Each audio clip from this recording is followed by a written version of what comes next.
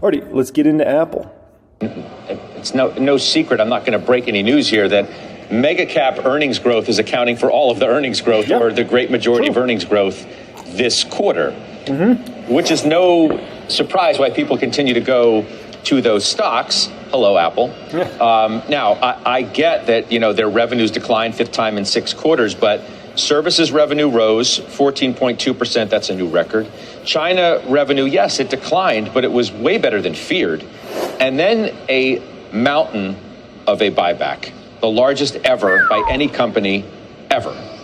$110 billion. It goes sort of also to what Tony Pasquarello suggests, the reason why you want to stay with these stocks, because they're the ones who are buying back the most stock. That matters. But on the earnings growth idea, where else are you going to go? Well, I don't know that the earnings growth for Apple supports move 26 in a week, right? So it was last Thursday we were talking about adding to the position at 165. Today it's 185. So that's a big move, and I don't know that the earnings really justify that. We're excited about the developers conference and the prospect. They don't, sir. Don't be afraid to say how you really feel. They don't. AI, the $110 billion share buyback is massive, a 4% dividend increase. We own the stock, but what we did this morning at the open is we wrote a covered call on Apple, because there's a big move, maybe a little bit too much too fast. So to harvest that volatility, it gives you a very modest hedge. And I think that's something that anyone that owns Apple should think about doing. Let me ask you this. Does the trough deserve a 20 stick? Is this we're going to put our flag in the sand here and say this was the moment that we're confident that Apple troughed, both in their revenue, both in China, both in, they haven't even talked to AI yet. I mean, they sprinkled it, but it's coming. They're going to deliver the entree in June. It's if not now, when, I guess, is my forward point. Earnings. I mean, I still thought that we were going to see it get to 155. I mean, I said that last week also. So sitting here bragging that it's up this much, we thought there was still some weakness there. But when you can never pick ultimate bottoms or ultimate tops, so anywhere between 150 and 160, that stock's a buy. Between 190 and 200, I'd probably take a little off the table. Apple would have no earnings growth without their buybacks. It's all financial engineering. Yes, so while I deserve that companies that have fortress balance sheets and can do accretive acquisitions of their own stock, that's great. But what do you pay for that? So I pay a premium for the brand, and that's it. So I don't have to own Apple. You don't have to own Apple. Apple will be an underperformer in my estimation going forward. They are not going to be a primary AI play. Period. End of story. Why not? Because they won't. Because you've got Microsoft, who has pricing power. They're a different kind of AI. Wait a minute. I'll explain that. That's easy. That's easy peasy, lemon squeezy. Why not? Sir, listen. In order to be a primetime player on AI, you've got to have been spending a lot of money on this stuff over many, many years, or you're going to have to spend aggressively, right? Aggressively. Has Apple really been spending on AI and taking AI super serious over the years? No. As somebody that's an Apple consumer, has Siri really improved since it came out, 10 plus years ago? No. I don't even know anybody that actually uses Siri. It's that bad. So for us to all of a sudden think Apple's going to pull rabbits out of a hat and it's going to be the magical AI play and they're going to be some giant $1 trillion AI play. I mean, it's a pretty far-fetched fairy tale. They are, but I'm taking if you ask the question, as you have in the past, who's going to benefit most from AI? And I'm paraphrasing. And I'd say that Apple's not even in my top 5 or 6. Yes, No, but you're talking as if it's an apples and orange conversation, I think. You're talking about a product company and services, obviously, right. But AI may very well be what leads to the next great refresh cycle of a company with the strongest installed base in the history of consumer products. See, I don't think it will. I think it will. I don't think it will. I think look, they have a big installed base. Right? They have big market share in some markets. They have the best. No, they don't. Globally, their market share is a fraction of what Android is. But they have the best installed base. I mean, let's not kid ourselves. They have a pretty good installed base. I'm not going to argue that. My point is, despite that, that's my point. Despite that, Their prior refresh, remember 10? 10 was a disaster relative to expectations. I just don't think that's how you play it. I'd rather pay a software company like Microsoft with recurring revenue, with significant pricing power, rather than relying on the telco companies to subsidize the phones. So my point is, look, I don't think, when I look at mega cap, I don't want to own all of them. I nearly do. But if I have to pick and choose, and you're classified as mega cap, this is the last one on the list. Kevin, I know you're taking the other side of that. Yeah, you have to, because the refresh cycle is the story. Like, there is no debate. I don't know anyone that has an Android. Even my dad has an Apple phone, and I don't think he has a computer. So you have to look at this and say the opportunity set is beyond anything we've seen before. I own Microsoft. Is that in the numbers, though? I think that there will be an increase finally in their revenues, because if you look back 6-7 quarters, it's done nothing. I mean, it just stalls. And your point is completely spot on with the share buyback. So iPhone, clearly they got big problems in iPhone. Anytime your revenue is down over 10% for a category like iPhone, that's a disaster. So they've got to, they got to get that business moving in the right direction. That's in a bad place. Mac business, decent, a little under 4% growth. iPad business is in a really bad spot, nearly 17% down year over year. Other products category down about 9.6%. And that's one you thought maybe they would be okay, right? But this is another innovation. It's like, why do you want to get a new pair of AirPods? I mean, the AirPods that came out, nearly 10 years ago are still pretty much just as good as any others out there, right? Services is one really bright spot for the company, 14% growth there. No doubt about it. But to think that AI can't be a major contributor to Apple's next phase, I think it can, and I think it will be. If you look at the big tech buybacks and the new authorizations, okay, so it's $110 billion from Apple. I mean, Google's $70 billion. That's a new authorization, Steve. I mean, you can pick on that. Meta's $50 billion. You own Meta, $50 billion. Microsoft, theirs unchanged at $13 billion. It is what it is. These are the companies with the mountains of cash. What are they going to do with the cash? I like buybacks, but I like the fact that Meta's increased unlike the market, increased their spending in AI by $10 billion.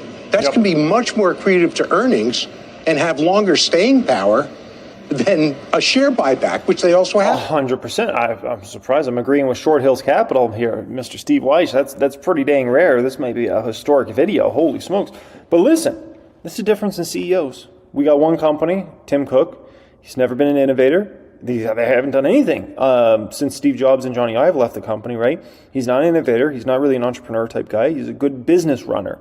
And there's a big difference between somebody that's a big corporate business runner and somebody that's an innovator. Zuckerberg, on the other hand, innovator. Comes out with this, comes out with that. Let's do this, let's do that, right? And then if he sees something that's interesting, let's copy that. Let's go do it and do that. That's great, man. Jobs used to say, what is it? Great artists steal? Wasn't that something Steve Jobs said? You can remind me in the comments section. I'm sure some of you guys know that quote. It's a Steve Jobs quote, something about great artists steal or something like that. But if you rip out the share buybacks, they still have great growth. Apple hasn't had that growth in a long time. We can say 6 down quarters. You can go further back and see it's been flat for a long, long time. That is true. I just think, you're going to look at a moment like Tony Sacconaghi upgrading the stock for the first time in 6 years, ahead of the earnings, by the way. Yep. Good on him. Buy the fear is what he said. And that's, obviously by virtue of the stock performance today and the earnings last night, seems to be a good call. I think the buyback buys them some time, Scott. I mean, look at the second half of the year and think about this refresh cycles. Think about the rationale for why. I think AI needs to become more relevant for the installed base that Apple has in order to support the eventual refresh cycle. And so I think that if you think about product evolution and what they're working on, they saw what happened to Meta. If they had gone out and spent a bunch of money or announced a huge CapEx to nowhere at this juncture, that wouldn't have been the right thing for them to do. So they introduced this enormous buyback. They buy themselves some time so that they can figure out what their AI story is going to be from a product perspective and how they can make AI relevant to their installed base. Services were up 14%. They need people to buy the new phones. I think this is a second half story, because I do think there's going to be a show me aspect to this, but I think Apple management did the right thing to buy themselves the some time. the streets all bulled up today, by the way. You know, Citi has a 90-day positive catalyst into WWDC. Eric Woodring of Morgan Stanley, who's going to be with me here at Post 9 for his first reaction on closing bell today, he's raised the target. It's hard not to be more bullish. JP Morgan, they raised the target. Melius raised the target. It's time to buy, they say. Ives is bullish. I know that's not a shock to anybody, but he's reiterating that. But B of A reiterates it. Goldman, Evercore, Bernstein, Ray J.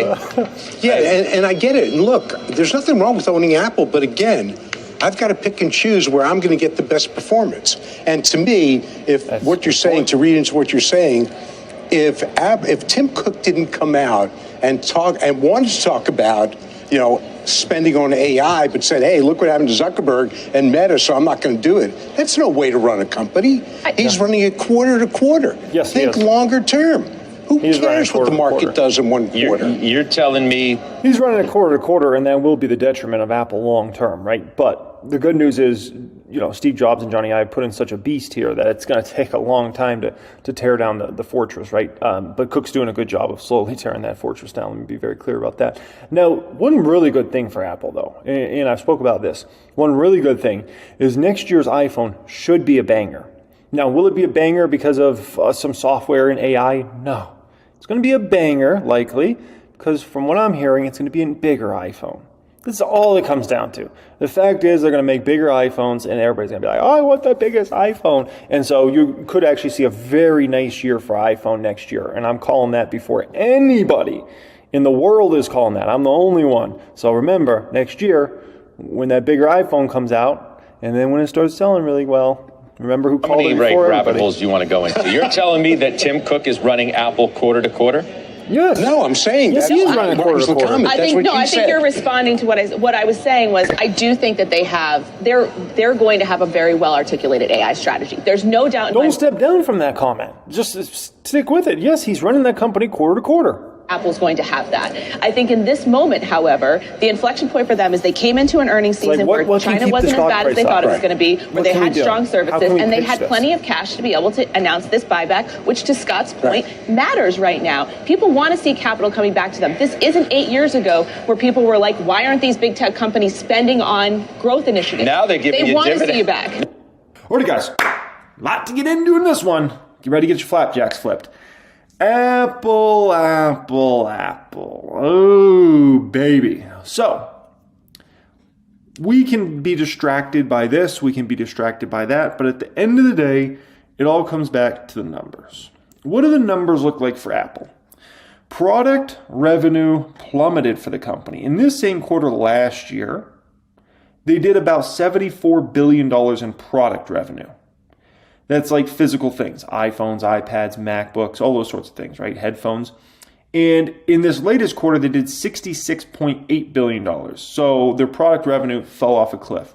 Services revenue was the bright spot. Some would call that the rent. Give me the rent. You know that guy? He would say that, right? Services revenue was up very nicely for a company, up nearly $3 billion year over year. But even with that nearly $3 billion rise in services revenue, which a lot of people question if that's going to be able to be sustainable long term with what the government's up to against Apple, right? Total net sales still fell for the company over $4 billion year over year. So basically they're doing over $1 billion less every month in sales than what they were doing last year at this time, right? Now, keep in mind, this time last year, it's not even like Apple's numbers were all that exciting. Now, cost of sales, they kept that pretty in line, especially the services category was really, really impressive. That just shows you that's just like a straight profit engine for the company. And so gross margins slightly went up for the company year over year. They did increase research and development by, we can call it about $500 million year over year. Selling general administrative was up over $200 million for the company year over year, which you don't really want to see your SG&A up when your revenue's down. That's no bueno. That's not really something you want to see. So total operating expenses did rise for the company year over year. Operating income fell for the company, which you don't see that too often in regards to Apple. Net income fell as well for Apple. The diluted EPS was up very slightly, and that's only because of share buyback, right? And so overall, I would give Apple a C minus in regards to this income statement. Is it the worst I've seen? Certainly not. But this for Apple, this is really bad, especially considering most of what Apple sells, it's not like those are interest rate sensitive products, right? You know, you can make that argument for Tesla. It's like, well, Tesla's selling, $35,000, $45,000, $60,000 vehicles, very interest rate sensitive. Apple sells, a lot of Apple's products are $1,000 or under, right? So that's what's going on there. Now, you want to dive a little deeper here? Here's where you really see big problems for Apple. You got to dive into the numbers, okay? Check this out. The Americas region is down year over year for the company. Greater China is down substantially year over year for the company. We're talking $1.5 billion down. Japan is also down substantially for the company, nearly $1 billion year over year. Then the rest of Asia Pacific is over $1 billion down there as well. They got a complete disaster in anything Asia related. Europe actually grew slightly for the company year over there, so that's one of the few bright spots for the company overall. But it's clear as day, there's big problems for Apple in Asia. They can try to say this, they can try to say that. Tim Cook can try to pitch it however he wants. But the bottom line is the numbers are what the numbers are, and the company has major issues in Asia. Major issues, okay? And they even, in their hometown, they got a problem as well. Americas, that's not good. You look at what's the big dog product? What matters more than anything to Apple? It's iPhone, right? And then after that, it's services. And their iPhone business plummeted year over year for the company, which I told you guys was going to happen, many quarters ago, right? $51 billion plus in iPhone revenue they did in the same quarter last year. This quarter, they did under $46 billion, right? No bueno. Mac business grew for the company year over year. iPad business shrunk. The wearables, home, and accessories business also shrunk massively. I mean, that was down, $800-900 million year over year? What in the world? And the services was one bright spot for the company overall. So there's problems here, right? Now that leads us to the math part, right? This $110 billion buyback. Because you got to think, is this really a smart long-term decision for Apple, or is this just another way to kind of pump the stock price and keep it elevated right now? Apple has around $91 billion roughly in debt, okay? Not a small number. Now, Apple could easily use the profits coming in for the company and go ahead and pay down that debt, which that debt, they're having to pay obviously interest expenses. When you take out debt, it's not like they give it to you for free. You have to pay interest on that. So Apple could easily use that money, pay off the debt, get rid of the debt, so then Apple's a debt-free company. And you don't even have to think about, wow, Apple's $91 billion in debt, right? And then, you could do that and then you would still have a bunch of money around, right? Instead, you're doing the buyback, and then the $110 billion goes bye-bye, and then your $91 billion of debt still stays around. So then you're still going to be massively in debt. Meanwhile, all that cash goes bye-bye because it's used on the buyback, right?